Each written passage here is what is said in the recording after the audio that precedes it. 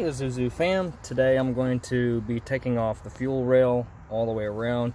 I pressed this little relief thing back here. No pressure or anything, kind of came off, so there wasn't any pressure in here to begin with. And we're going to take the fuel rail off, then we're going to take this bit off, and we're going to disconnect these fuel lines. Hopefully no gas will spill out. Interestingly enough, this bolt was already loose, so I'm going to see if this guy's not already loose, or we can just take it off from all there. Bear with me. I've got to disconnect these fuel injectors or the electrical connections to them, and then I got to take off bolts. There's a bolt right here. There's a bolt right. Well, there was a bolt over there. There's like 4 bolts on this fuel rail to keep it in. And I may try to take this EGR off as well. Let's see what I can do. Okay, I want to point out that this part of the valve cover, this just fell off. So I'm going to put it in a bag and label it. I'm going to call it Step 7 valve cover. Yeah, it's just interesting how that just literally pulled off. I'm going to see what's at the bottom of that. But in the meantime, I'm going to keep working on the fuel rail. Alright, well, I'm trying to get these fuel lines off. Inside of it's the soft rubber. So I'm trying to, I don't know what's going on with this stupid focus thing. This is really getting annoying on this camera. But I'll keep trying to wiggle these. This is pretty loose. I mean, I can't move it with my fingers, but it's pretty loose. I'm gonna keep trying to pull it and wiggle it and see what happens. In the meantime, I may try to like disconnect these guys. They're kind of hard to disconnect though for some reason. I think it's because of this little thing right there. I think it wants to stick on there, so let's see what I can do. All right, so I got one of these unplugged. I had to use my channel locks, and I basically just put it around it, clamped, and then gently pulled up. Don't do it too hard, don't try to mess anything up. So I'm just going to keep doing that all the way around, all 6 of them, and try to loosen this up or try to get this out of the way, something. I'm going to try to figure something out here. Okay, something else I discovered while taking all this apart, there's like a bracket right there, and it's, come on, please focus. It sticks onto that piece right there, so I have to find some way to like pull this off so that way I can you know, separate this wire from the fuel rail. And there's like a connection down there, so I got to pull that as well. I've been trying to move this fuel line, and I'm really tempted to just cut it because it's pretty friable right there at that intersection. So that's a cheap way to do it, but I may just have to do it that way just to get this out of the way. Okay, well, I know this seems jumbled up, but what I went ahead and did was just remove all the bolts from the plenum. I got one more back there I need to get. It's right there. That guy. And I'm gonna see if I can't try to loosen this up a bit, and maybe that'll make all of this fuel rail system a little bit easier to get off. Alright, so believe it or not, this whole thing moves. Look at, hold on, watch this. Ah, that's good. Alright, so maybe we can try to pick it up a little bit and loosen it off of these fuel lines and pull it off. Okay, next step in all this, I took the wires off of this bracket. There's that little piece right here, sticks into there.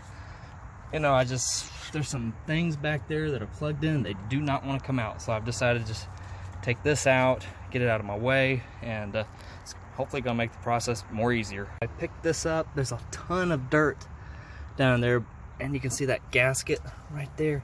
So I gotta clean all this dirt out.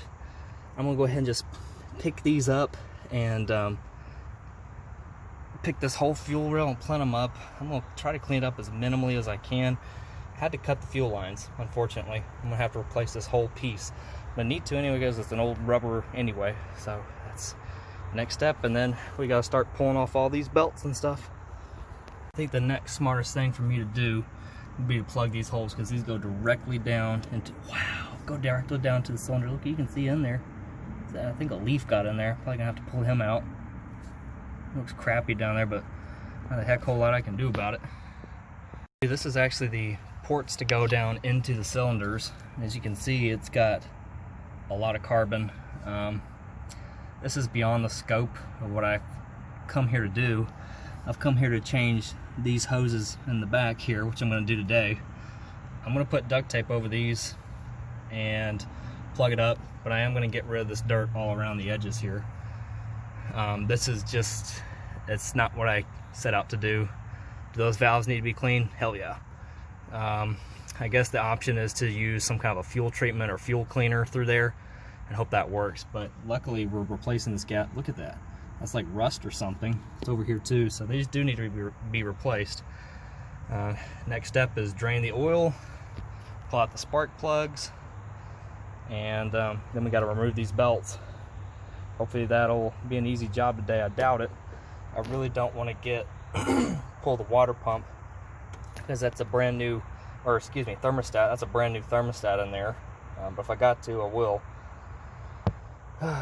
This is getting bigger and bigger and bigger than I expected, and that is just absolutely nasty. Okay, I've stuffed these cylinders with rags. I removed the gaskets. I had kind of a moment there where I was like, you know, what the hell am I doing? So I guess next step, I'm going to take this bolt off, so that way this pipe here, coolant pipe, can move a little bit more freely. I'm going to try to take these bolts off and see what that gets me. Well, I have removed those bolts. There's a bolt that sits here, and there's a bolt that sits there. Let me move this wire out of the way. My hope is that this whole assembly here will wiggle, and I can kind of try to... Nope. Oh, it is wiggling. Hold on, see that? I was hoping I could just try to pull that out, and I thought maybe the O-ring would be inside there. Let's see. I guess to get this to move around more, I'm going to remove both of these big pipes. There's a lot. I'm going to go up underneath here, see if it'll focus. See that like junction right? Well, I can't get it, but see that junction right there? That's kind of preventing me from being able to move. So I'm going to try to get those out of the way some way. I was able to pull the pipe out, and the result was a ton of lost fluid. You can see it all down underneath. Well, not this camera angle, but it's like a green pool down there, so yay! Yeah, that's probably a better view of that pool I was showing you. I'm gonna have to, this is the O-ring. So yeah, that's why we're having leaks. I'll give y'all a little bit of an update. That's the fuel rail taken apart. I cleaned it up. I mean, it's still got some carbon caked on there, but these are the old fuel injectors. That's an old one, but I put a new rubber grommet on the end of that. And then that's the intake manifold. I cleaned it up. Still got a little bit of grease on it, but not bad like it was. It's really hard to get that carbon out from inside of it.